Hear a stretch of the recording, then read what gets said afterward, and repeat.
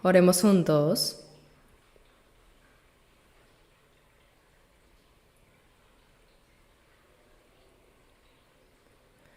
Nuestro Dios Padre, santo y misericordioso, lleno de gracia, tú nos salvaste cuando estábamos muertos en nuestros pecados y transgresiones. Nos hiciste hijos de Dios y vivir con la esperanza del cielo durante nuestra vida restante. Te agradecemos por esa gran gracia. Gracias hoy también porque has permitido que nuestros preciosos hermanos salvos por la sangre del Señor tengan la santa comunión con tu palabra. Por favor, ayuda para que tu palabra pueda ser grabada profundamente en el corazón de cada persona por la ayuda del Espíritu Santo. Conmueve nuestros corazones con tu palabra, Señor, y levanta a cada uno de nosotros firmemente sobre la palabra, y con ella consuélanos y danos la fuerza. Señor, y si hay cosas indignas en nosotros, revélanos hoy ante la palabra, y límpianos con tu palabra, tu sangre preciosa y el Espíritu Santo. Ayúdanos para que podamos vivir como corresponde a los hijos de Dios, para que seamos usados valiosamente en la Iglesia y recibamos la gloria, honra y alabanza cuando estemos delante de ti. También te pedimos que estés con todas las familias misioneras que han salido a predicar el Evangelio a todas partes del mundo.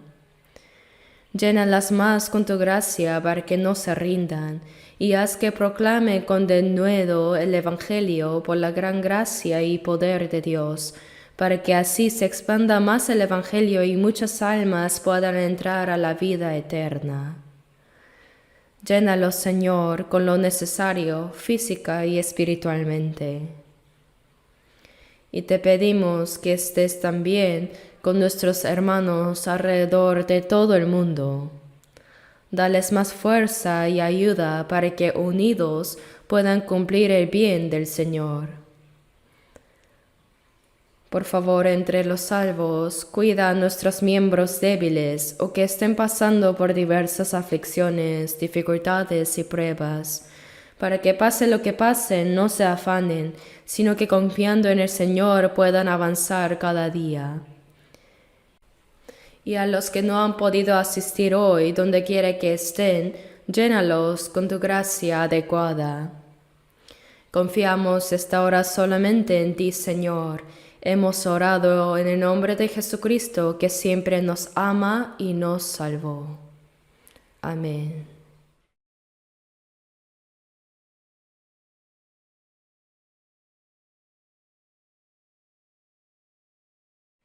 Busquemos 1 Corintios 2.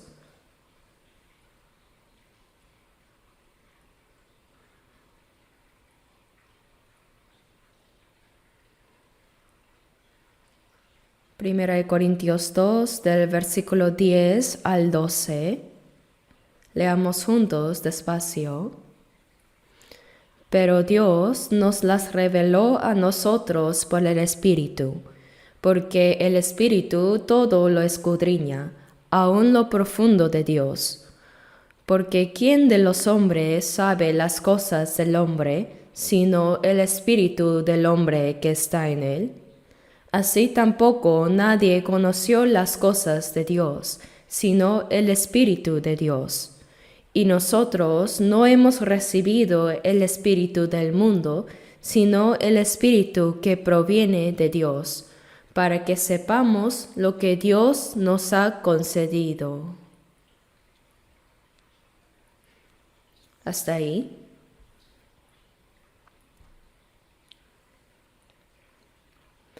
En 1 Corintios capítulo 1, se nos enseñó que la salvación del hombre no es por las señales que buscan los judíos, ni por la sabiduría del mundo que buscan los griegos, sino que es por Jesucristo y por su crucifixión, es decir, por la palabra de la cruz que recibimos la salvación. Jesucristo y el hecho de que fue crucificado son el poder de Dios y la sabiduría de Dios para salvar al hombre. Y en el capítulo 2 se nos enseña que el creer en Jesucristo y en que Él fue crucificado y que cada persona reciba la salvación es únicamente obra del Espíritu Santo. Además, explica con detalle cómo el Espíritu Santo habita en el creyente y permanece con él, produciendo así un cambio en su vida. Por tanto, al observar 1 Corintios 2, vemos que la expresión por el Espíritu aparece al menos 4 veces. Si confirmamos, en el versículo 4 dice: «Y ni mi palabra ni mi predicación fue con palabras persuasivas de humana sabiduría, sino con demostración del Espíritu y de poder». Y en el versículo 10 dice: «Pero Dios nos las reveló a nosotros por el Espíritu». Y el versículo 12: «Y nosotros no hemos recibido el Espíritu del mundo, sino el Espíritu que proviene de Dios». Y en el versículo 13: «Lo cual también hablamos, no con palabras enseñadas por sabiduría humana, sino con las que enseña el Espíritu». La expresión «solo con el Espíritu» se repite por lo menos 4 veces. Por eso, el día de hoy vamos a considerar la palabra basándonos en 1 Corintios 2:12 con el título «Hemos recibido el Espíritu que proviene de Dios». El hecho de que el Espíritu Santo haya venido a morar dentro de los creyentes y que dentro de ellos realice su obra es un tema sumamente importante para todos los salvos. Como ahora hay muchos hermanos nuevos que recibieron la salvación a través del retiro de verano, es necesario que cada uno conozca de qué manera la obra del Espíritu Santo está actuando en nosotros. Así que hoy, al considerar este tema, deseo que en cada corazón, con la ayuda del Espíritu Santo, podamos comprenderlo y que se ordene claramente en nuestro corazón. Voy a leer nuevamente 1 Corintios 2, versículo 12. «Y nosotros no hemos recibido el Espíritu del mundo, sino el Espíritu que proviene de Dios». Aquí se presentan en contraste 2 expresiones, el espíritu del mundo y el espíritu que proviene de Dios. El espíritu del mundo se refiere al espíritu de Satanás, es decir, a los espíritus malignos. En Juan capítulo 12 versículo 31 y capítulo 16 versículo 11 se habla de Satanás como el príncipe de este mundo. Y en 2 Corintios 4, versículo 4, se dice que el espíritu de Satanás es el Dios de este siglo. Quiere decir que es el espíritu de este mundo. Nosotros no hemos recibido el espíritu del mundo, sino el espíritu que proviene de Dios. Y esto se refiere al Espíritu Santo. Padre, Hijo y Espíritu Santo son 3, pero es un solo Dios. El nombre del Padre es Jehová, el nombre del Hijo es Jesús y el nombre del Espíritu Santo es el mismo Espíritu Santo. Son 3, pero son uno solo a la vez. Esto se llama la Trinidad. En toda la Biblia no aparece la palabra Trinidad, sin embargo, la verdad relacionada con la Trinidad está claramente contenida en toda la Escritura. La palabra tres personas significa que en posición y en función son tres, pero una sola esencia. Significa que en lo esencial es un solo Dios. Si hablamos de la salvación, el que planeó la salvación es el Dios Padre.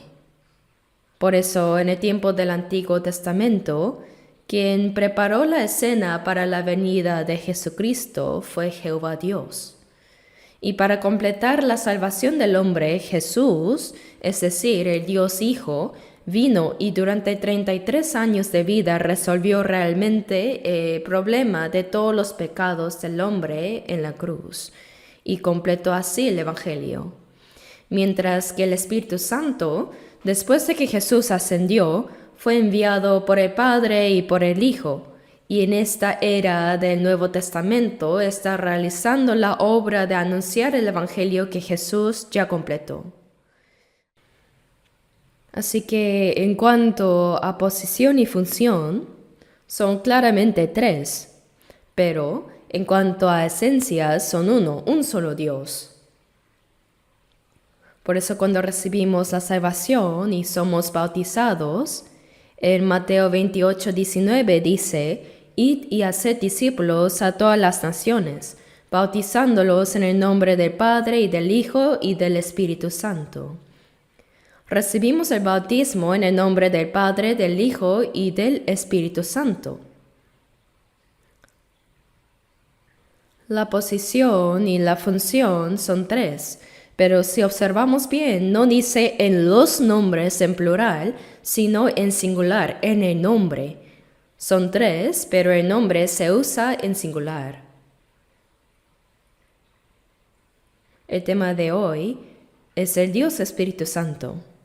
El Espíritu Santo no es un objeto, no es una fuerza simple, sino Dios completo que posee conocimiento, sentimientos y voluntad.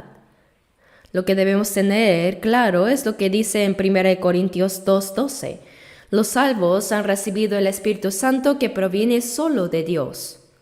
El que ha sido salvo ha recibido con certeza al Espíritu Santo. Entonces, ¿cuándo lo recibimos? ¿Cuándo se recibe? Eso nos da curiosidad, ¿verdad? Lo cierto es que recibimos al Espíritu Santo en el momento en que creemos en Jesús. Nosotros creemos en Jesús por lo que Él hizo. Y lo que Jesús hizo fue morir en la cruz, recibir el castigo en nuestro lugar, derramar su sangre y pagar el precio de nuestros pecados para expiarlos. Además, realizó una redención eterna. En el momento en que creemos en ese hecho, en la eterna redención, el Espíritu Santo, al mismo tiempo que nos permite comprenderlo y creerlo, entra en nuestro espíritu y viene a morar en nosotros. Eso es lo que la Biblia llama recibir al Espíritu Santo. Recibir al Espíritu Santo. Vamos a ver Efesios capítulo 1. Versículo 7, marquen aquí y busquemos Efesios 1:7. Efesios capítulo 1,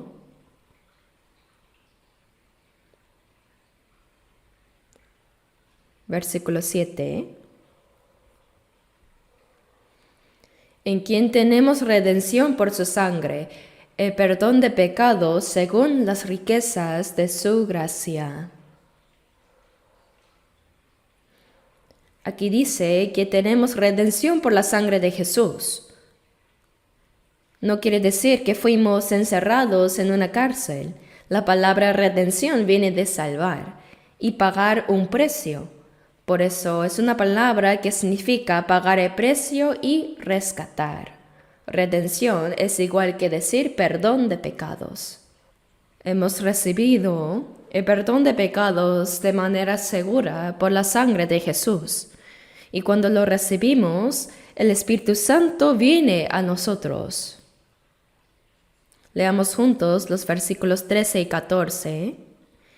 En él también vosotros, habiendo oído la palabra de verdad, el evangelio de vuestra salvación, y habiendo creído en él, fuisteis sellados con el Espíritu Santo de la promesa, que es las arras de nuestra herencia hasta la redención de la posesión adquirida para alabanza de su gloria.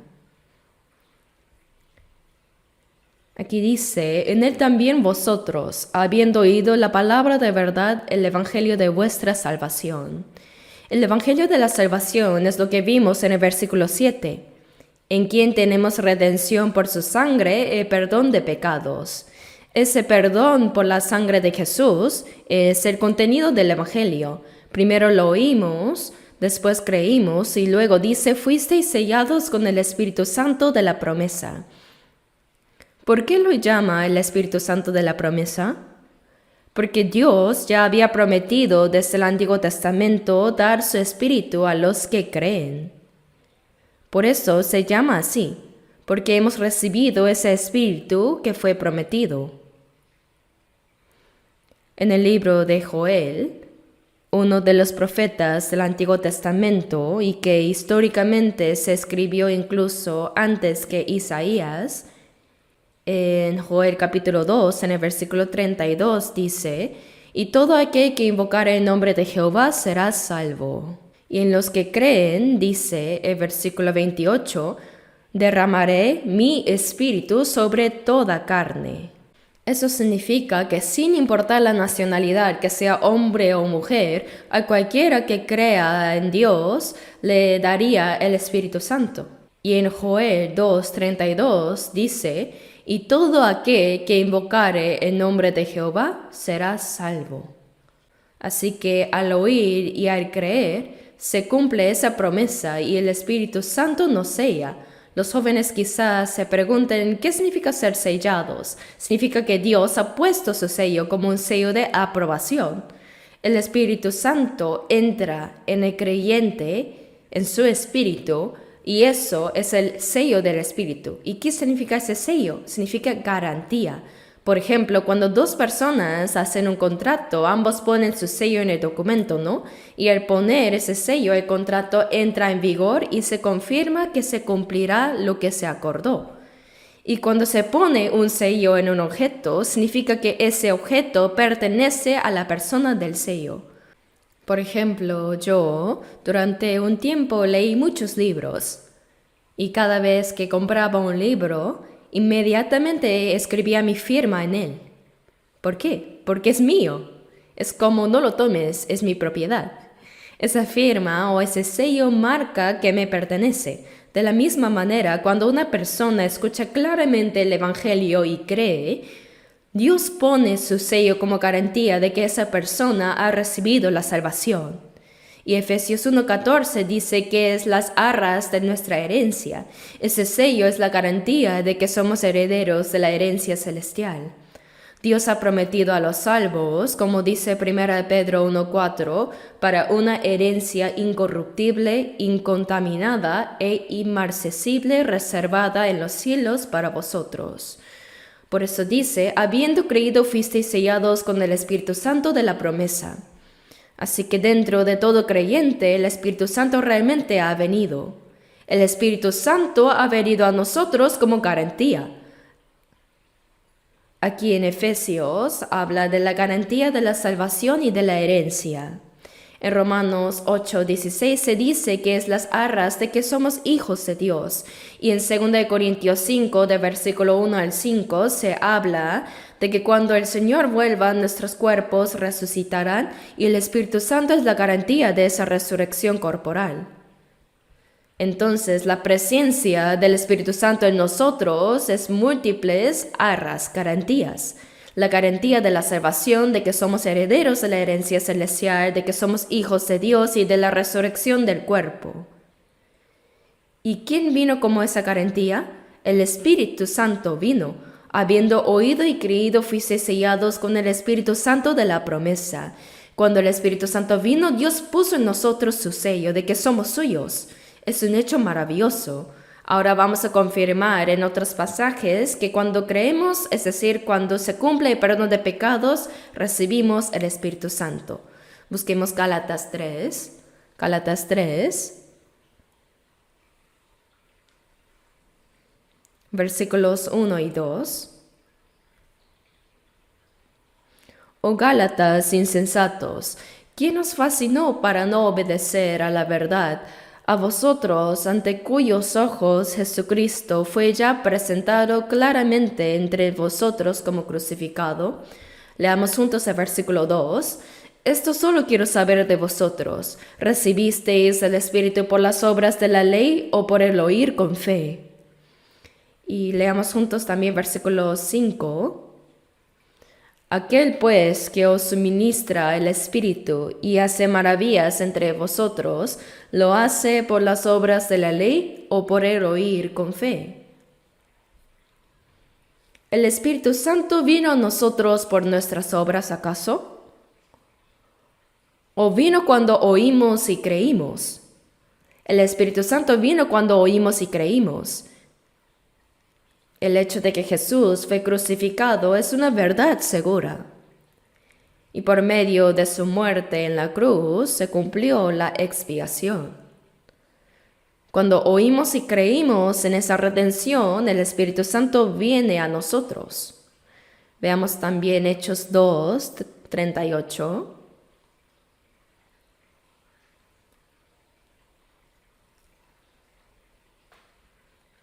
Hechos 2:38, leamos juntos.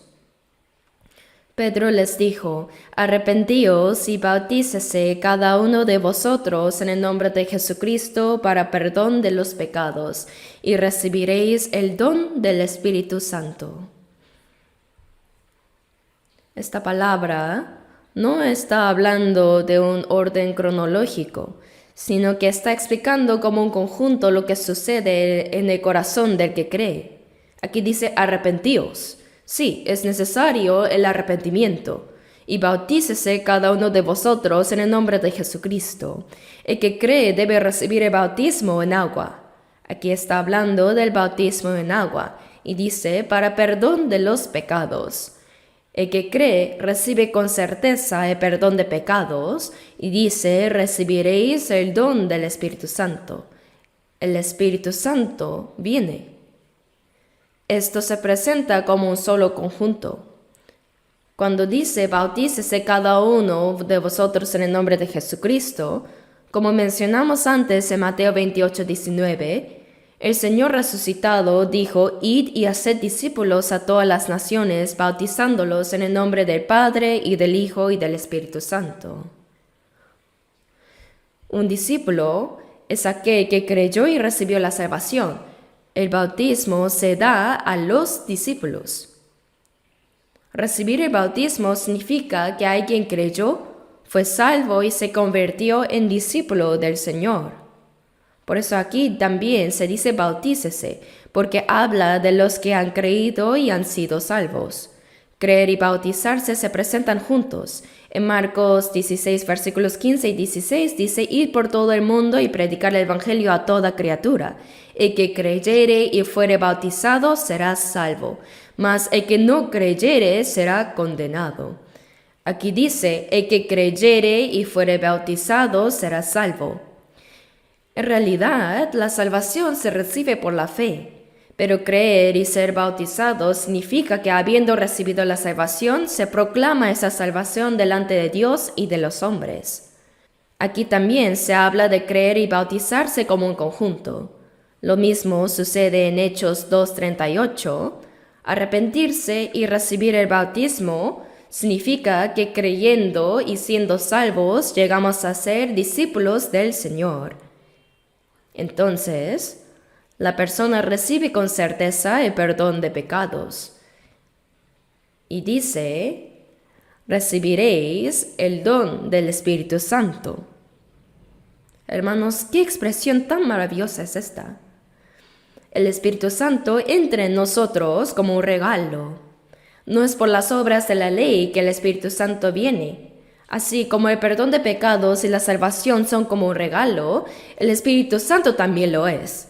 El don del Espíritu Santo significa que Él entra en nosotros como un regalo de Dios. Entonces, aquí también vemos claramente que cuando alguien se arrepiente y cree, recibe perdón de pecados y el Espíritu Santo. Ahora veamos también Juan 7, versículo 37. Del versículo 37 al 39. En el último y gran día de la fiesta, Jesús se puso en pie y alzó la voz diciendo: Si alguno tiene sed, venga a mí y beba. El que cree en mí, como dice la Escritura, de su interior correrán ríos de agua viva. Esto dijo del Espíritu que habían de recibir los que creyesen en él, pues aún no había venido el Espíritu Santo, porque Jesús no había sido aún glorificado. Aquí también, cuando Jesús dice que cree en mí, como dice la Escritura, en ese momento el Nuevo Testamento todavía no estaba escrito, así que se refería a lo que decía el Antiguo Testamento. Dice: de su interior correrán ríos de agua viva. En el Antiguo Testamento, cuando Dios le dijo a Moisés que golpeara la gran peña, él obedeció y la golpeó, ¿no? Entonces brotó agua y todo Israel bebió. De la misma manera, así como Jesús fue herido como aquella roca, muriendo en la cruz y sufriendo, nos estaba mostrando de manera simbólica que daría el Espíritu Santo. Por eso, como dice esa palabra, de su interior correrán ríos de agua viva. Esto dijo del Espíritu que habían de recibir los que creyesen en él. Es el Espíritu que habían de recibir los que creyesen. El que no tiene perdón de pecados asegurado, el que no es salvo, no tiene al Espíritu Santo dentro de sí. Claramente dice el Espíritu que habían de recibir los que creyesen. Y añade, pues aún no había venido el Espíritu Santo porque Jesús no había sido aún glorificado. ¿Qué significa que Jesús fuera glorificado? Significa que murió en la cruz, fue sepultado, resucitó y ascendió, y así recibió la gloria. Al ascender, recibió del Padre el Espíritu Santo y lo envió a este mundo para los que creen. Por eso, como todavía no había muerto, ni resucitado, ni ascendido, el Espíritu Santo no moraba en los discípulos. Así lo explica acá. Lo que queda bien claro es que el Espíritu que habían de recibir los que creyesen, el Espíritu viene cuando creemos. Si pensamos en una cosa más, en Mateo 3, versículos 16 y 17, vemos que cuando Jesús fue bautizado en el Jordán y subió del agua, los cielos se abrieron, y el Espíritu descendió en forma de paloma sobre él, y se oyó una voz del cielo que decía: Este es mi Hijo amado en quien tengo complacencia. Si pensamos en esa escena, recordemos que Jesús no era pecador. El bautismo es para los pecadores. Jesús no tenía por qué recibirlo, pero lo recibió. Entonces, ¿por qué lo hizo? Como representante de todos los pecadores y como salvador de todos ellos, Jesús recibió el bautismo. El verdadero bautismo de Jesús no fue solo entrar y salir del agua del Jordán, sino su bautismo fue la cruz. Por eso, durante su ministerio público, en Lucas 12:50 Jesús dijo: de un bautismo tengo que ser bautizado, y cómo me angustio hasta que se cumpla. Así fue como finalmente murió en la cruz, fue sepultado y resucitó al tercer día. Cuando fuimos salvos nosotros, fuimos unidos a Jesús. ¿En qué fuimos unidos? Unidos a su muerte, a su sepultura y también a su resurrección. Eso es lo que nos enseña Romanos 6, versículos 3 al 5. En el versículo 3 dice: ¿O no sabéis que todos los que hemos sido bautizados en Cristo Jesús hemos sido bautizados en su muerte? Nos unimos a su muerte. Es verdad. Y en el versículo 4, porque somos sepultados juntamente con Él para muerte por el bautismo. Aquí vemos que nos unimos también a su sepultura. El bautismo es como un funeral. Muestra que el viejo hombre ya murió. Y en Romanos 6, versículo 5 dice, porque si fuimos plantados juntamente con Él en la semejanza de su muerte, así también lo seremos en la de su resurrección. Eso significa que también fuimos unidos a su resurrección. Entonces hemos sido unidos a su muerte, a su sepultura y a su resurrección. Eso es lo que uno proclama delante de Dios y de los hombres. Al entrar en el agua se confiesa que hemos muerto y sido sepultados. Y al salir del agua se confiesa que hemos resucitado. El viejo hombre murió y ahora vivimos como un hombre nuevo. Y cuando Jesús salió del agua después de ser bautizado, los cielos se abrieron. Así también para el que está verdaderamente unido al Señor, la entrada al cielo es segura. Los cielos han sido abiertos, y el Espíritu Santo descendió como paloma. Asimismo, el Espíritu Santo vino realmente a morar en los que creen. Por eso en 1 Corintios 6:17 dice, pero el que se une al Señor, un espíritu es con Él. El Espíritu Santo entró en mi espíritu y se hizo uno conmigo. El que se une al Señor, un espíritu es con Él. Así como el Espíritu mora en los que han sido salvos, llevamos al Espíritu Santo dentro. Por eso la Biblia llama al cuerpo del creyente templo. En 1 Corintios 6, versículo 19 dice, ¿o ignoráis que vuestro cuerpo es templo del Espíritu Santo, el cual está en vosotros? Somos templo del Espíritu Santo.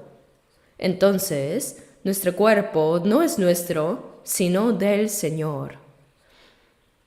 Así que cuando creemos, el Espíritu viene y también se oyó la voz, ¿no? En Mateo 3:17, este es mi Hijo amado en quien tengo complacencia.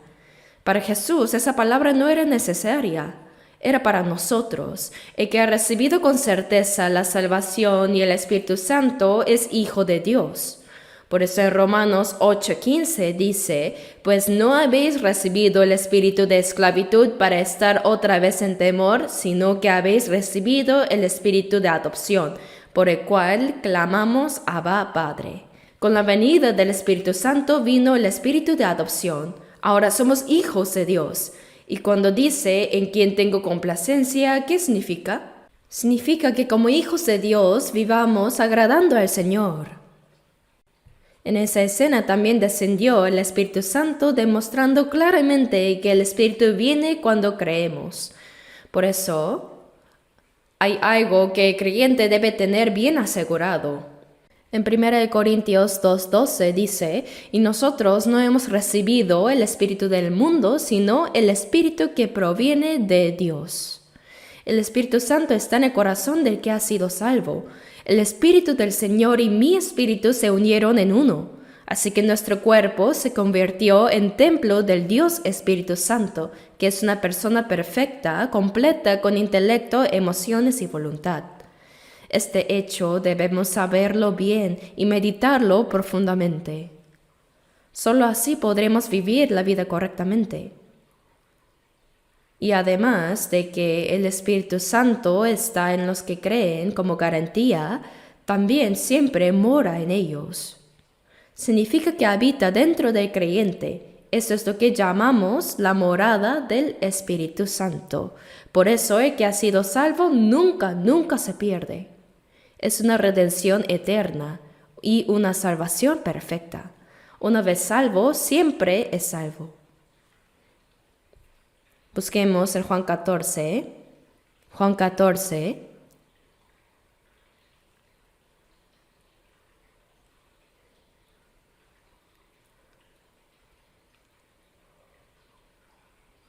Versículos 16 y 17. 16 y 17. Leamos juntos. Y yo rogaré al Padre, y os dará otro consolador, para que esté con vosotros para siempre. El Espíritu de verdad, al cual el mundo no puede recibir, porque no le ve, ni le conoce. Pero vosotros le conocéis, porque mora con vosotros, y estará en vosotros. Aquí dice que el Espíritu Santo está como las arras, es decir, garantía de la salvación, garantía de que somos hijos, garantía de la resurrección y también de que somos herederos que recibirán la herencia del cielo. Y al mismo tiempo está con nosotros y está dentro de nosotros. En el versículo 17 dice, porque mora con vosotros. Y también dice, y estará en vosotros. Ese en significa dentro. ¿Dentro de dónde? Dentro de nuestro espíritu. Por eso en 1 Corintios 6:17 dice, pero el que se une al Señor, un espíritu es con Él. Él está y mora en nosotros. ¿Y por cuánto tiempo? En el versículo 16 dice, para que esté con vosotros para siempre. ¿Por cuánto tiempo? Para siempre. Significa que el Espíritu Santo no se va. Dice para siempre. Mora dentro de nosotros, está con nosotros y estará para siempre. Entonces no podemos perdernos. La prueba más clara de que el que ha sido salvo nunca se pierde es que el Espíritu Santo no se aparta. En la Biblia hay varios versículos que parecen decir como si uno pudiera perderse, pero esos pasajes fueron dados para enseñanza, pero no significan eso. Si el Espíritu Santo no se va, ¿cómo podríamos perdernos? Nunca podemos perdernos jamás. Por eso miremos otra vez el versículo 16. Y yo rogaré al Padre. Después de que Jesús resucitó y ascendió, recibió del Padre el Espíritu Santo y dice, y os dará otro consolador, para que esté con vosotros para siempre. Aquí vemos que nos dio otro consolador para que estuviera con nosotros eternamente. Aquí la palabra consolador en griego significa alguien que ayuda. En otras palabras, un abogado defensor, alguien que intercede y defiende. Entonces, ¿por qué Jesús dijo que nos daría otro consolador? Porque mientras Jesús estaba en la tierra, Él mismo fue consolador para los discípulos. Los ayudaba directamente, ¿verdad? Pero cuando Jesús se fuera, ya no podría seguir haciéndolo de la misma manera. Por eso dijo que el Padre enviaría otro consolador, el Espíritu Santo, para realizar esa misma obra. Aquí debemos fijarnos en la palabra otro. En griego existen dos palabras para otro. Una es heteros y el otro es aios. Heteros significa otro de naturaleza diferente, algo completamente diferente. En cambio, aios significa otro de la misma naturaleza, pero distinto en persona. Y aquí en Juan 14 se usa la palabra aios, es decir, otro que hará la misma obra que hacía Jesús. Como Jesús es Dios Hijo, así también el Espíritu Santo es Dios. Es el mismo Dios en esencia, pero por la diferencia en su persona y en su función, se le llama otro. Hermanos, hoy en día hay muchas sectas heréticas en Corea. Entre ellas, muchos falsos cristos toman este pasaje para decir que ellos mismos son el otro consolador. Pero claramente es falso.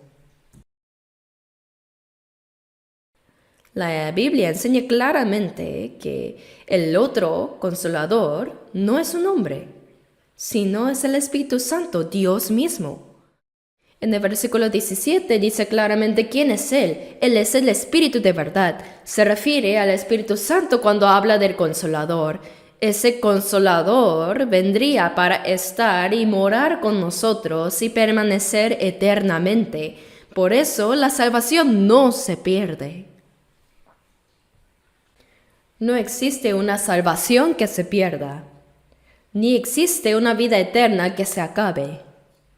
Entre los salvos, al inicio surge la pregunta, ¿puede perderse la salvación? Eso nos intriga, ¿no? Pero el Espíritu Santo no se va, Él está como garantía en nosotros para siempre. Cuando el creyente falla, el Espíritu puede entristecerse, gemir o incluso sentir celos, pero nunca se aparta.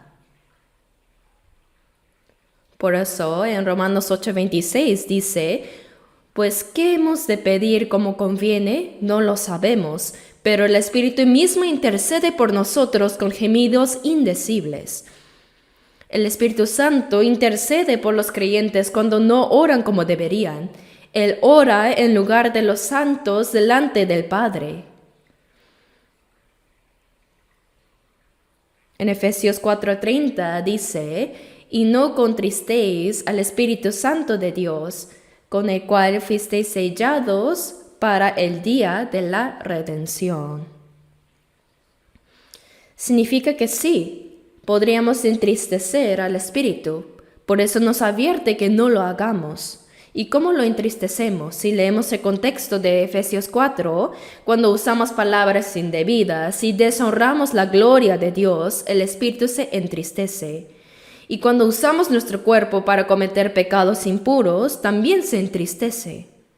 El Espíritu Santo se duele.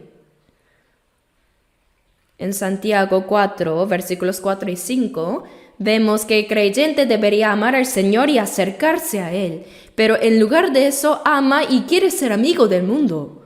Por eso dice, ¿o pensáis que la Escritura dice en vano, el Espíritu que Él ha hecho morar en nosotros nos anhela celosamente? El Espíritu Santo siente celos. Por eso, aunque el Espíritu gime, se entristece y siente celos, jamás se aparta. Y en Hebreos 9:14 se menciona al Espíritu como el Espíritu eterno. El Espíritu es eterno. El Espíritu Santo existía antes de la creación del mundo. Él estaba en la creación misma también. En Génesis 1, versículos 1 y 2 dice, en el principio creó Dios los cielos y la tierra estaba desordenada y vacía, y dice, el Espíritu de Dios se movía sobre la faz de las aguas. Ahí estaba el Espíritu en la creación, y también estuvo en el Antiguo y Nuevo Testamento, y seguirá estando aun cuando este mundo termine. El Padre, el Hijo y el Espíritu Santo son el Dios eterno, es el Espíritu eterno, pero hay que hacer una pequeña distinción entre la obra del Espíritu antes de que Jesús consumara el Evangelio de la cruz y después de que alguien recibe la salvación. El Espíritu Santo en sí mismo es igual, en esencia no cambia, pero su manera de obrar sí muestra diferencias. En el Antiguo Testamento, como la expiación de Jesús aún no estaba consumada, se habla del Espíritu que obraba. En cambio, en el Nuevo Testamento, ya que la expiación fue cumplida y ahora el que cree en ella recibe la salvación, el Espíritu prometido viene a morar dentro. Por eso en el Nuevo Testamento hablamos del Espíritu que mora. Él habita en cada creyente individual y también en la iglesia como comunidad de los redimidos. Ahí fija su morada y permanece. Esa es la diferencia. En el Antiguo Testamento, aunque el Espíritu Santo también obraba, tanto en personas como en el pueblo de Israel, cuando pecaban, Él se apartaba. Eso es diferente. Estaba con ellos, pero luego los dejaba. El Espíritu estaba con Israel, pero cuando cayeron en pecado e idolatría se apartó. En Ezequiel, capítulos 10 y 11, esto se explica de una manera interesante. Bueno, suena raro que diga interesante, pero de manera muy clara, muy entendible. La gloria de Dios estaba sobre el propiciatorio en el lugar santísimo, entre los querubines que representaban la presencia de Dios. Pero cuando Israel pecó, la gloria de Dios se levantó de allí y se movió hacia la entrada del templo. Después se apartó al atrio y luego salió hacia la ciudad. Y finalmente desde la ciudad se fue hasta el monte de los olivos. Y desde ahí, luego se apartó por completo. Así lo relata Ezequiel capítulos 10 y 11. Y después vino el juicio de Babilonia contra Israel. El Espíritu estaba con ellos, pero también podía apartarse. Por ejemplo, cuando Saúl fue ungido como rey, el Espíritu vino con poder sobre él. Pero cuando pecó, el Espíritu lo dejó y un espíritu maligno vino sobre Saúl. El Espíritu se apartó. Cuando David vivía conforme a la voluntad de Dios, el Espíritu estaba con él. Pero cuando cometió gran pecado, cuando tomó a Betsabé, la mujer de Urías, y mandó a que Urías fuera puesto en lo más recio de la batalla para que muera. Luego, cuando el profeta Natán lo reprendió, ¿qué fue lo que más temió David? Que el Espíritu Santo lo dejara. Por eso oró así. Busquemos Salmo 51. Salmo 51. Versículos 10 al 12. Leamos juntos. Crea en mí, oh Dios, un corazón limpio y renueva un espíritu recto dentro de mí. No me eches de delante de ti y no quites de mí tu Santo Espíritu. Vuélveme el gozo de tu salvación y espíritu noble me sustente. Después de haber pecado cuando David oró a Dios, dijo, y no quites de mí tu Santo Espíritu. Tu Santo Espíritu. Lo que temía era que el Espíritu Santo lo abandonara. ¿Por qué? Porque en el tiempo del Antiguo Testamento, el Espíritu Santo venía a obrar de manera temporal, en una persona o en el pueblo de Israel. Era un espíritu que obraba, pero que podía apartarse en cualquier momento si había pecado. Eso es distinto de cuando en el Nuevo Testamento el Espíritu entra en el creyente para morar y establece su morada en la iglesia, la comunidad de los redimidos siendo su cabeza. Es muy diferente. Para ilustrar esto con una figura, pensemos en Génesis 8. Después del diluvio, Noé, desde el arca, quiso saber si las aguas habían disminuido. Por eso soltó 3 veces una paloma. La primera vez, la paloma no halló dónde sentar la planta de su pie y volvió al arca. Y la segunda vez, después de esperar 7 días más, la soltó y volvió con una hoja de olivo en el pico. Y la tercera vez, tras otros 7 días, la soltó y ya no volvió. ¿Qué enseña esto? La Biblia, a través de ciertos hechos históricos, nos muestra verdades espirituales. En este caso, Noé representa al Padre Dios y la paloma representa al Espíritu Santo. También se dijo que el Espíritu descendió como paloma sobre Jesús, ¿no? En el tiempo del Antiguo Testamento, el Padre enviaba al Espíritu, pero la humanidad estaba tan corrompida que el Espíritu no podía hallar un lugar para establecer su morada. No había dónde posarse. Por eso en Mateo 8:20, durante el ministerio público de Jesús, él dijo, las zorras tienen guaridas y las aves del cielo nidos, mas el Hijo del Hombre no tiene dónde recostar su cabeza. Es decir, no había lugar donde el Espíritu pudiera poner su cabeza y obrar de manera permanente. No lo había, no podía morar.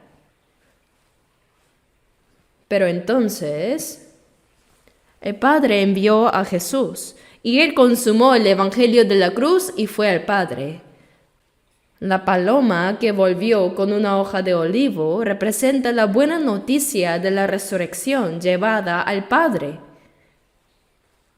Y la tercera vez después, cuando la paloma ya no regresó, eso muestra que el Padre envió al Espíritu Santo para establecer su morada en los corazones de los que creen y en la congregación de los redimidos. ¿Dónde está su morada ahora? ¿En un palacio presidencial? No, el Espíritu Santo fijó su morada entre los creyentes y ahí puso su cabeza. Y permanecerá así hasta que el Señor regrese. Eso es lo que nos enseña esta figura.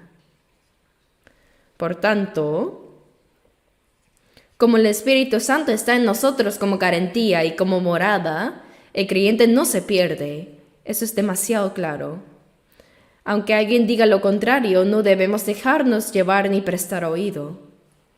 En 1 Corintios 11:32 dice, mas siendo juzgados somos castigados por el Señor, para que no seamos condenados con el mundo. Sí puede haber disciplina, pero no condenación. Busquemos ahora juntos en Romanos capítulo 8. Romanos 8.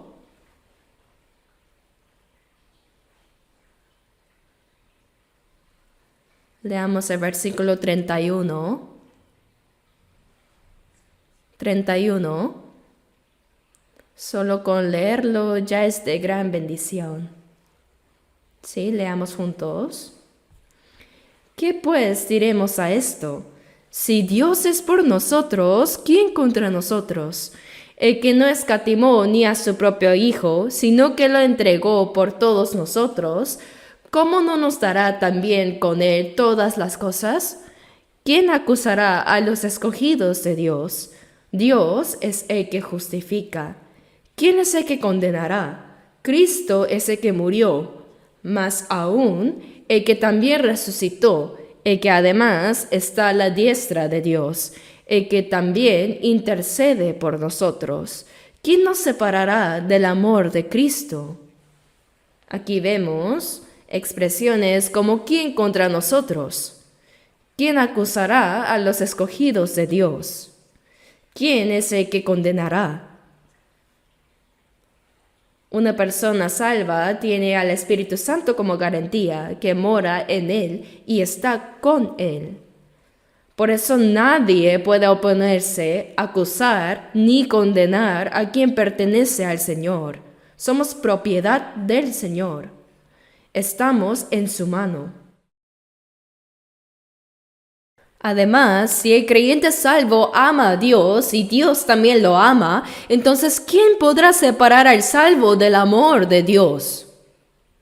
¿Tribulación o angustia o persecución o hambre o desnudez o peligro o espada? Como está escrito, por causa de ti somos muertos todo el tiempo, somos contados como ovejas de matadero. Antes, en todas esas cosas somos más que vencedores por medio de aquel que nos amó. Leamos juntos versículos 38 y 9. Por lo cual estoy seguro de que ni la muerte, ni la vida, ni ángeles, ni principados, ni potestades, ni lo presente, ni lo porvenir, ni lo alto, ni lo profundo, ni ninguna otra cosa creada, nos podrá separar del amor de Dios que es en Cristo Jesús, Señor nuestro. Aquí dice, estoy seguro, nada nos podrá separar del amor de Dios. Es una certeza personal. Todo creyente tiene esta misma convicción que el apóstol Pablo expresó.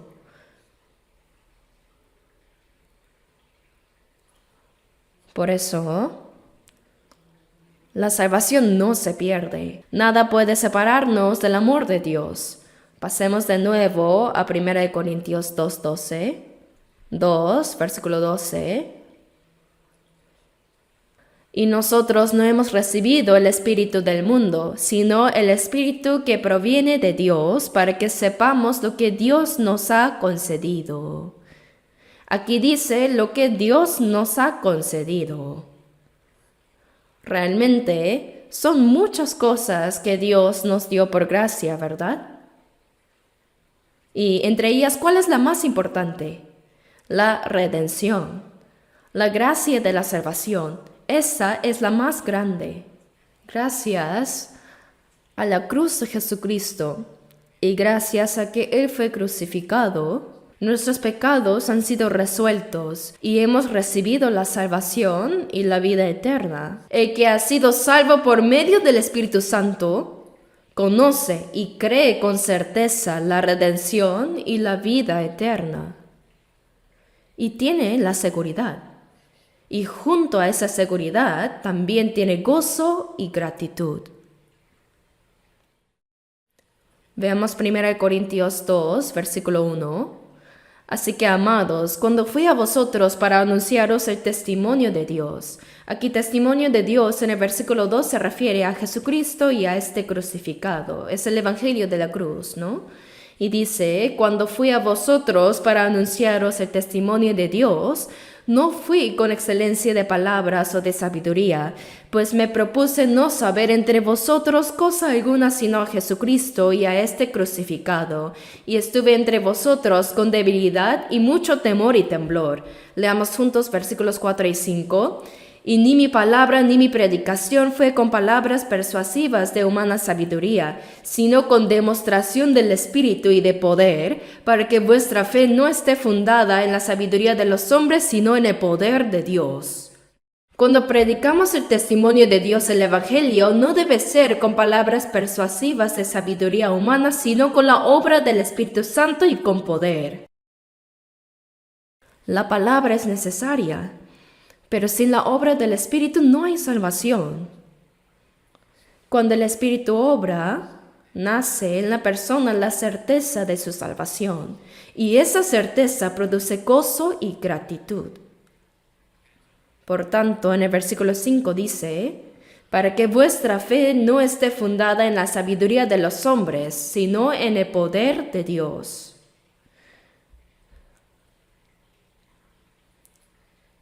La fe que cada uno de nosotros tiene, cuando viene por la obra del Espíritu, es por el poder de Dios. Esta misma enseñanza se repite en 1 Tesalonicenses 1:5. Busquemos juntos 1 Tesalonicenses, capítulo 1.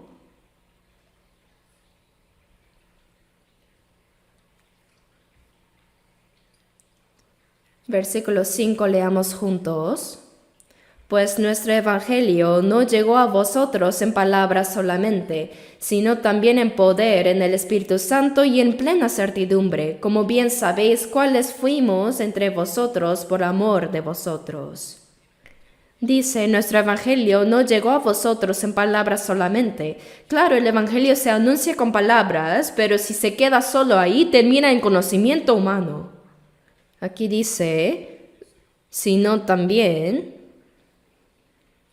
en poder, en el poder de Dios, en el Espíritu Santo y en plena certidumbre. Es decir, cuando hay poder de Dios y la obra del Espíritu Santo, en la persona nace la plena seguridad. Si alguien recibió el Espíritu que viene de Dios y la obra de Dios le hizo creer en el Evangelio, entonces es un hecho seguro que dentro de esa persona hay plena certidumbre. Pasemos a 1 de Juan 5, 1 de Juan 5, versículos 8 al 12, leamos. Y 3 son los que dan testimonio en la tierra, el espíritu, el agua y la sangre, y estos 3 concuerdan. Aquí dice, 3 son los que dan testimonio. El espíritu da testimonio, ¿no? El agua y la sangre también. Primero Jesús derramó sangre en la cruz. Esa sangre misma es testimonio. Luego, el agua se refiere a la palabra. La palabra es testimonio porque nos declara que la sangre de Jesús expió plenamente nuestros pecados. Y cuando esa palabra es anunciada, el Espíritu Santo obra. El Espíritu Santo testifica en cada persona y así se produce en su corazón una fe segura. Versículo 9. Si recibimos el testimonio de los hombres, mayor es el testimonio de Dios, porque este es el testimonio con que Dios ha testificado acerca de su Hijo. El que cree en el Hijo de Dios tiene el testimonio en sí mismo. El que no cree a Dios le ha hecho mentiroso porque no ha creído en el testimonio que Dios ha dado acerca de su Hijo. Y este es el testimonio, que Dios nos ha dado vida eterna y esta vida está en su Hijo. Leamos juntos. El que tiene al Hijo tiene la vida. El que no tiene el Hijo de Dios no tiene la vida. Así, la persona en cuyo corazón la palabra ha sido creída por el poder de Dios y la obra del Espíritu tiene un testimonio seguro acerca del Hijo. Tiene la fe firme en el Hijo de Dios, la fe en que Jesús es su Salvador y que expió sus pecados. Por eso hay gratitud y hay gozo. En 1 Pedro 1, versículos 8 y 9 dice, a quien amáis sin haberle visto, en quien creyendo, aunque ahora no lo veáis, os alegráis con gozo inefable y glorioso, obteniendo el fin de vuestra fe, que es la salvación de vuestras almas. Es un gozo glorioso que no se puede comparar con nada en este mundo. En Romanos 5 vemos que los salvos tienen varias razones para alegrarse y gloriarse. Por ejemplo, en el versículo 11 dice, nos gloriamos en Dios por el Señor nuestro Jesucristo. Y el versículo 2 dice que nos gloriamos en la esperanza de la gloria de Dios, cuando Cristo regrese y entremos en el cielo eterno. Luego, en el versículo 3, aunque en esta tierra haya diversas dificultades, nos gloriamos en las tribulaciones. Nos gozamos por haber recibido la salvación y al pensar en la esperanza futura. Y aún en medio de las tribulaciones podemos gozarnos porque sabemos que Dios nos irá moldeando. ¿Y qué cambio produce la venida del Espíritu Santo?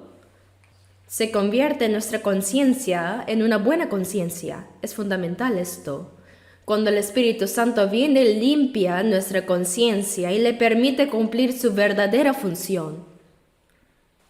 Busquemos 1 Pedro 3, versículo 21.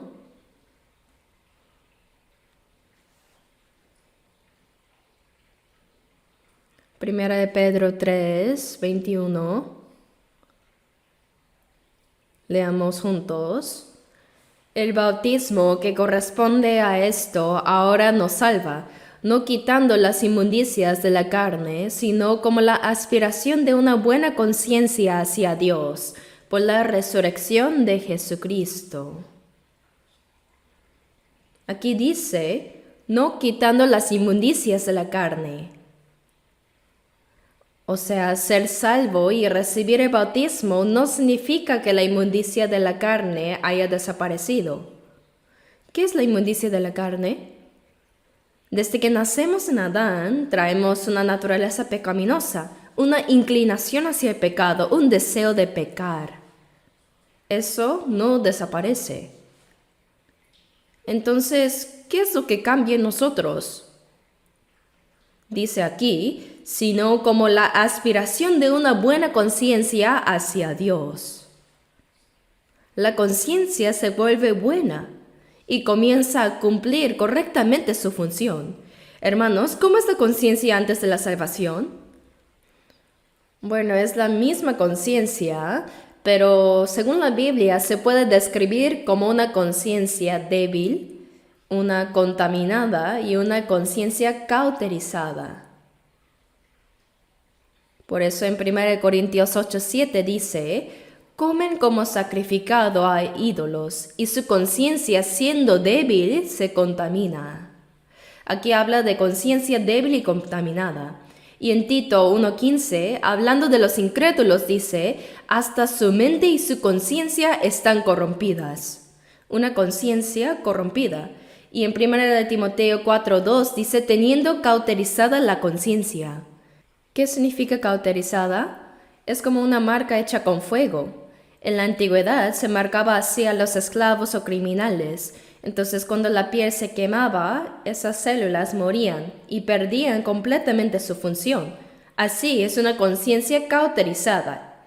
Existe, pero ya no cumple su función. Entonces la conciencia del no creyente es débil, sucia y cauterizada. La conciencia del no creyente es así. Hermanos, la conciencia necesita un estándar. ¿Qué necesita? La conciencia requiere de un criterio, un estándar. Cuando tenemos la palabra y la conciencia, ¿cuál debe ir primero? La palabra está por encima de la conciencia. La conciencia depende de cuál sea su estándar. Originalmente la conciencia debía estar basada en Dios y en la palabra de Dios. Pero cuando no está fundamentada en Dios ni en su palabra, entonces se debilita, se contamina y se cauteriza. La conciencia siempre debe seguir el estándar de la palabra. Y cuando uno recibe la salvación, el criterio de la conciencia es puesto en orden correctamente. Por eso empieza a buscar a Dios y a discernir conforme a la palabra y cumple su verdadero papel. Así, cuando recibimos la salvación, el Espíritu Santo viene a nuestro espíritu y aun si la conciencia estaba sucia, debilitada o cauterizada, se transforma en una buena conciencia. Así se cumple lo que dice 1 de Pedro 3:21, como la aspiración de una buena conciencia hacia Dios. Al ser salvos, la conciencia es hecha buena. En 1 de Pedro 1:22 dice, habiendo purificado vuestras almas por la obediencia a la verdad. Aquí vemos que cuando recibimos el Evangelio, nuestra alma es purificada. Y en Hechos 15, versículos 8 y 9, mencionando que no solo a los judíos, sino también a los gentiles, les dio testimonio dándoles el Espíritu Santo, purificando por la fe sus corazones.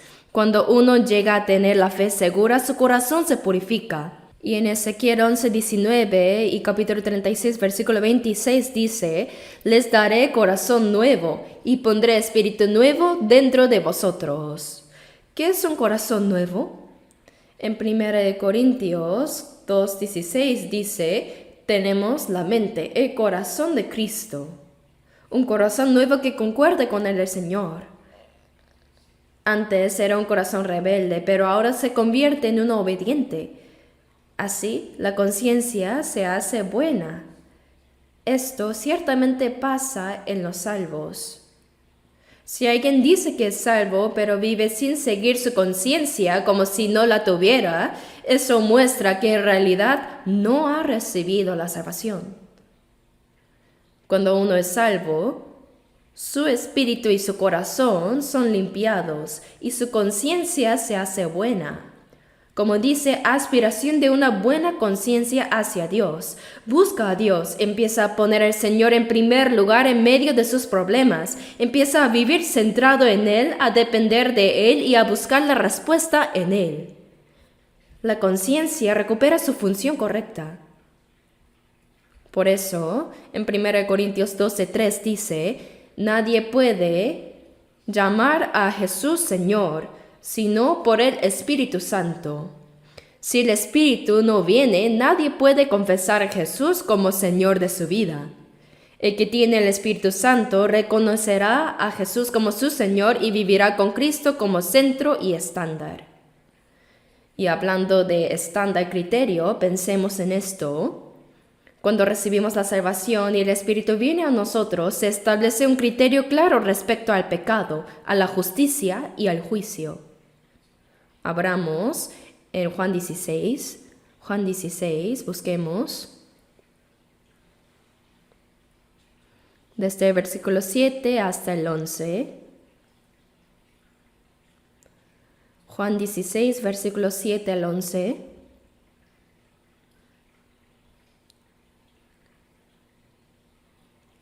Leamos. Pero yo os digo la verdad. Os conviene que yo me vaya, porque si no me fuera, el Consolador no vendría a vosotros, mas si me fuere, os lo enviaré. Y cuando Él venga, convencerá al mundo de pecado, de justicia y de juicio. De pecado, por cuanto no creen en mí. De justicia, por cuanto voy al Padre, y no me veréis más. Y de juicio, por cuanto el príncipe de este mundo ha sido ya juzgado. Jesús Al irse, aquí en el versículo 7, dijo que enviaría el Consolador. Y cuando venga el Consolador dejará claro qué es el pecado, la justicia y el juicio. Dice, convencerá al mundo. Es decir, el Espíritu Santo mostrará el estándar al mundo. Dice, de pecado por cuanto no creen en mí. Hermanos, ¿qué es el pecado? Claro que cada persona será condenada al infierno por los pecados que comete, pero ¿cuál es el pecado más grande? Es no creer. Todos van al infierno por el pecado de no creer. ¿Por qué? Porque Jesús ya resolvió todos los pecados. Entonces, si uno no lo cree, no puede evitar ir al infierno. El pecado verdadero, el más grande, es no creer. El pecado más grande es no creer.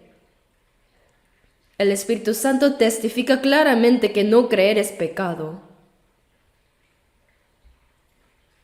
Voy a darles un ejemplo. En la época de Andrew Jackson, el 7º presidente de los Estados Unidos, había un hombre llamado George Wilson. Él era un ladrón que asaltó una oficina de correos.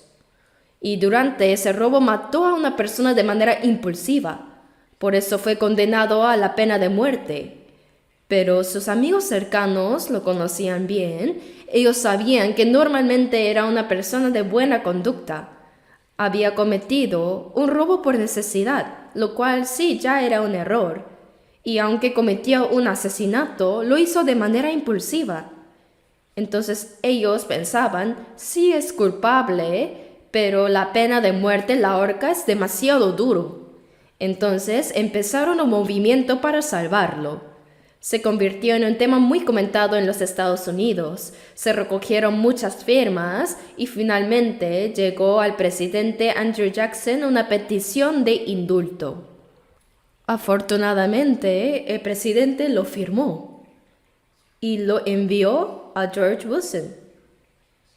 El documento decía, estás libre. Pero George Wilson insistió en que no aceptaba el indulto. Él decía que no iba a ser liberado, que prefería ser ejecutado. Se creó un gran problema. El guardia de la prisión se preguntaba qué debo hacer, liberarlo o ejecutarlo. Fue un problema, ¿no?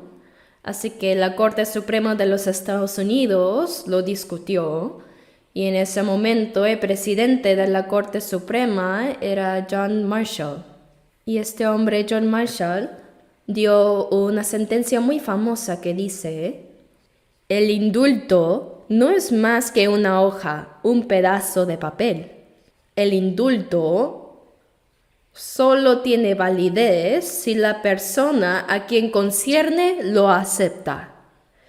Es muy raro que alguien lo rechace. Pero si él lo niega, entonces nunca existió un indulto. En resumen, el indulto no es más que un pedazo de papel. Es un veredicto famoso. Así que al final fue ejecutado. ¿Por qué murió este ladrón George Wilson? ¿Por qué? Por asesinato. Sí, pero ya había sido perdonado, ¿no? Exactamente hablando, murió porque rechazó el indulto. Asimismo, ¿por qué van al infierno las personas que pertenecen a Adán? Por sus pecados, pero esos pecados ya fueron perdonados por Jesús. Entonces, en realidad, van al infierno porque no creen en ese perdón. ¿Qué es el pecado? El no creer, el no aceptar. El pecado es rechazar el amor. El Espíritu Santo nos ha dejado claro qué es el pecado y qué es la justicia. En Juan 16:10 Jesús dijo, por cuanto voy al Padre, quiere decir que resucitó y ascendió. En Jesús hay justicia porque cumplió toda la ley. Y nosotros debemos recibir eso para ser justificados, ¿verdad? Por eso Jesús tomó nuestros pecados y nos transfirió su justicia. Romanos 3:10 dice, no hay justo ni aun uno. Entonces, ¿cuál es la justicia que tenemos? Es la justicia del Señor que nos fue transferida. ¿Y qué es el juicio? Juan 16:11 dice, y de juicio por cuanto el príncipe de este mundo ha sido ya juzgado. El juicio, en fin, es para el diablo, pero ¿por qué los hombres van al infierno junto con él? Como hacen caso y lo siguen, terminan en el mismo infierno a donde él va. Pareciera que no creer es solo decisión de cada uno, pero al mismo tiempo es ser engañado por el diablo. Cuando el diablo es juzgado, los que lo siguen también lo serán. Ahora el estándar es claro, ¿verdad? Y no solo esto, en nuestra vida diaria Dios también nos dio palabras necesarias y un estándar. La Biblia dice que llegamos a tener buena conciencia, dice que buscamos a Dios, empezamos a preguntar cuál es la voluntad de Dios, presentamos a Dios nuestros problemas y recibimos respuestas. Así podemos discernir y vivir la vida con dirección. Pero si alguien desecha esa buena conciencia, si dice que tiene fe pero no tiene conciencia, eso es una fe equivocada desde el principio. 1 Timoteo 1. Busquemos 1 Timoteo 1. Versículos 19 y 20. 19 y 20. Versículos 19 y 20, leamos juntos. Manteniendo la fe y buena conciencia, desechando la cual naufragaron en cuanto a la fe algunos, de los cuales son Himeneo y Alejandro, a quienes entregué a Satanás para que aprendan a no blasfemar. Teniendo fe y buena conciencia. La fe y la buena conciencia están unidas. El que tiene fe tendrá buena conciencia. ¿Por qué? Porque la conciencia sucia fue limpiada y hecha buena. Pero algunos dicen que tienen fe y desechan la conciencia. Dice, naufragaron en cuanto a la fe. Si un barco naufraga, las personas en él mueren. De la misma manera, si la fe naufraga, uno caerá al infierno. Entre ellos estaban Himeneo y Alejandro. ¿Quiénes eran ellos? En 2 Timoteo 2:18 dice que se desviaron de la verdad diciendo que la resurrección ya se efectuó y trastornan la fe de algunos. Proclamaban una doctrina equivocada como si fuera verdad. Eso significa que su conciencia no estaba limpia. Hermanos, debemos tener cuidado al hablar, ¿no es así? Hay que confirmar con claridad si lo que decimos es correcto o no. ¿Y cuál debe ser siempre nuestro estándar? La palabra de Dios. Pero aún siendo salvos, si nos apartamos del criterio de la palabra, la conciencia puede ensuciarse y debilitarse. Si la fe se descuida, la conciencia también puede ser afectada. Y una evidencia clara de que el Espíritu Santo ha venido es que la conciencia se hace buena. El corazón y el alma se limpian. La conciencia se establece rectamente conforme al estándar de la palabra. Así vivimos distinguiendo entre lo bueno y lo malo, y todos aquellos en quienes mora el Espíritu Santo, bajo la ley del Espíritu de vida, serán gobernados por él. Así vencerán la naturaleza pecaminosa y podrán vivir en victoria. Voy a hablar de un tema más. Romanos 8,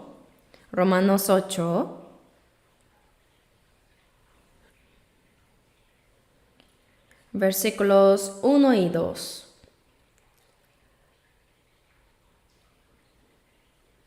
Leamos juntos. Ahora pues, ninguna condenación hay para los que están en Cristo Jesús, los que no andan conforme a la carne, sino conforme al Espíritu, porque la ley del Espíritu de vida en Cristo Jesús me ha librado de la ley del pecado y de la muerte. Aquí dice, la ley del Espíritu de vida en Cristo Jesús me ha librado de la ley del pecado y de la muerte. Si vemos en griego, me ha librado es correcto, pero también está en tiempo presente, me está librando. Entonces, es cierto que ya hemos sido librados de la condenación, pero como en nuestra vida aún queda la naturaleza pecaminosa, muchas veces somos arrastrados al pecado y sentimos remordimiento de conciencia por eso. Lo que enseña es que al seguir la ley del espíritu de vida, poco a poco también seremos liberados de esas cosas. Lo importante aquí es la ley del espíritu de vida. Aunque somos salvos, todavía tenemos la naturaleza del pecado. Esa naturaleza pecaminosa nos hace sufrir.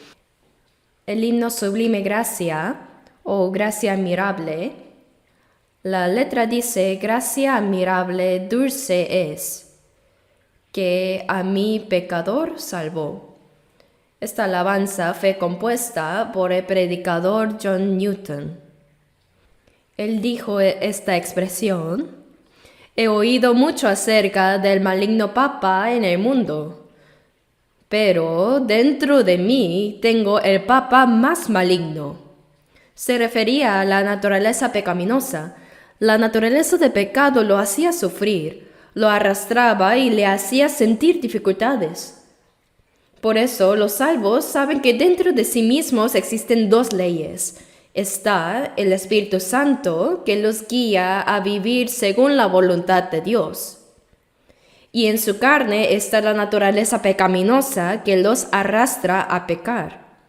Saben que esas dos leyes están en conflicto. Y Pablo mencionó eso en Romanos 7 también, versículo 18. Y yo sé que en mí, esto es, en mi carne, no mora el bien, porque el querer el bien está en mí, pero no el hacerlo. Cuando dice mi carne se refiere a este cuerpo con la naturaleza pecaminosa. Dice, porque no hago el bien que quiero, sino el mal que no quiero, eso hago. Y si hago lo que no quiero, ya no lo hago yo, sino el pecado que mora en mí.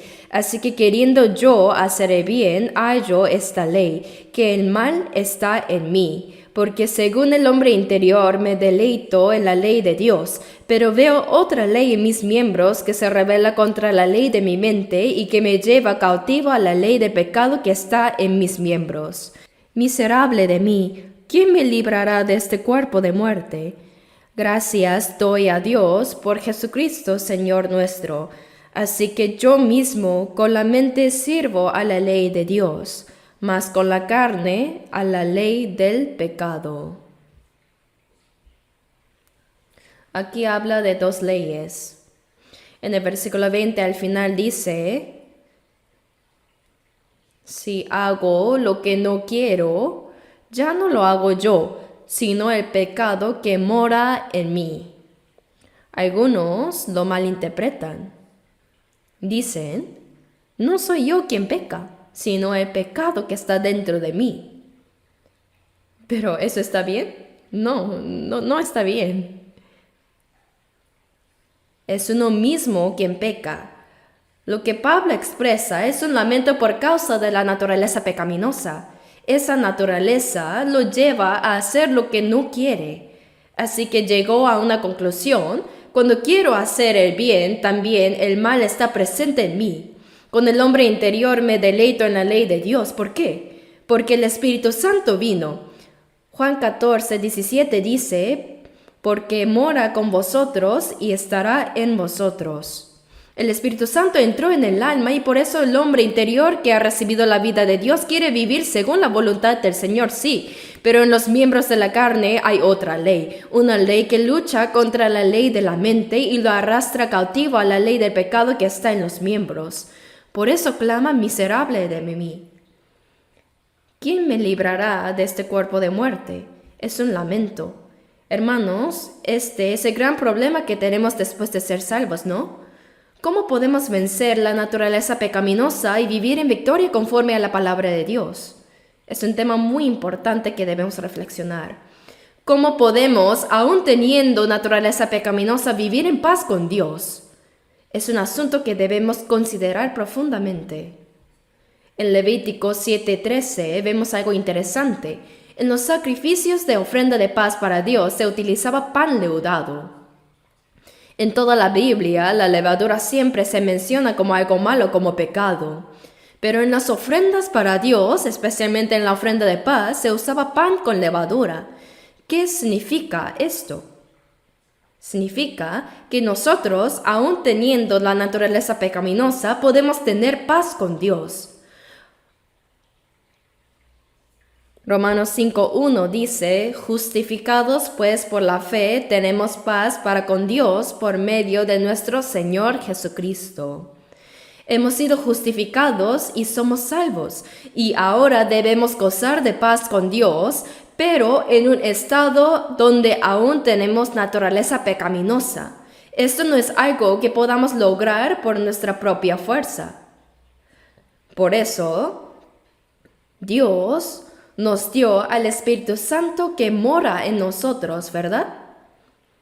Debemos estar bajo el dominio de la ley del Espíritu de vida. Solo así podremos vivir en victoria. Por ejemplo, existe la ley de la gravedad universal. Aquí tengo una taza. Si la suelto, cae, ¿verdad? Cae porque existe la ley de la gravedad. ¿Pero por qué no cae ahora? Porque hay una fuerza mayor que la está sosteniendo. Una fuerza que resiste y vence la gravedad. De la misma manera, aunque tenemos la naturaleza del pecado y somos arrastrados por ella, si estamos bajo una ley mayor y bajo un dominio más grande, podemos vencer. ¿Y dónde obra la ley del Espíritu de vida? En la iglesia. ¿Dónde establece el Espíritu Santo su morada y su cabeza? ¿Dónde? En la iglesia. En la congregación de los creyentes, ahí obra el Espíritu Santo, ahí está la obra que da vida. Debemos estar conectados bajo la ley del Espíritu de vida, debemos estar unidos a la iglesia y unidos en la comunión. Ahí hay provisión y hay unidad. La iglesia nos suministra la palabra y los creyentes se unen para cumplir juntos la obra del Señor. Cuando uno se entrega dentro de eso, puede vencer. Repitan conmigo Romanos 8:2, me ha librado de la ley del pecado y de la muerte. ¿Cómo? Por la ley del Espíritu de vida en Cristo Jesús.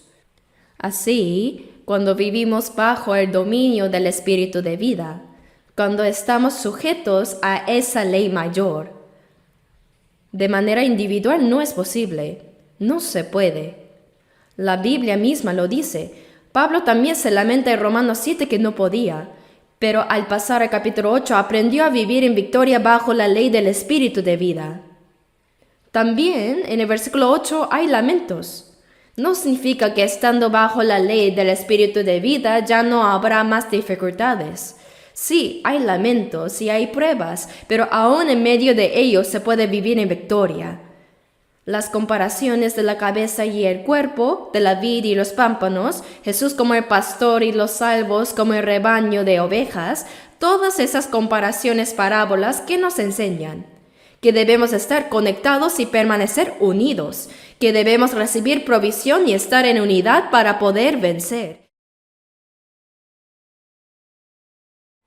¿En verdad usted es salvo y el Espíritu Santo mora en su interior? Entonces permanezca bajo la ley del Espíritu de vida, sométase al dominio y entréguese al Espíritu de vida. Así podrá vencer.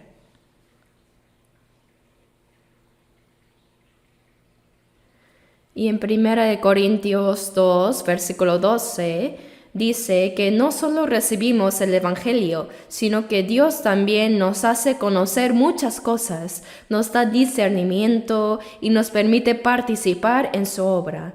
Entonces, si el Señor lo permite, lo aprenderemos en la próxima ocasión. Oremos juntos.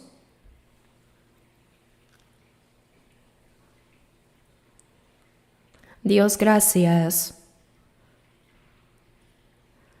Gracias por reunir hoy a los hermanos renacidos por tu sangre para aprender juntos tu santa palabra. No solo perdonaste nuestros pecados y nos salvaste, sino que además nos diste al Espíritu Santo para que obre en medio de nosotros. Te agradecemos porque creemos en que tú nos guardarás y guiarás hasta el fin, hasta que entremos al cielo. Ayuda para que todos los santos puedan vivir bajo el dominio de la ley del Espíritu de vida y que permaneciendo en la Iglesia puedan ser suministrados para vencer y alegrarte, Señor. Queremos recibir la alabanza, honra y gloria cuando lleguemos a tu presencia. Encomendamos nuestras vidas en tus manos y oramos en el nombre de nuestro Señor Jesús, quien nos salvó. Amén.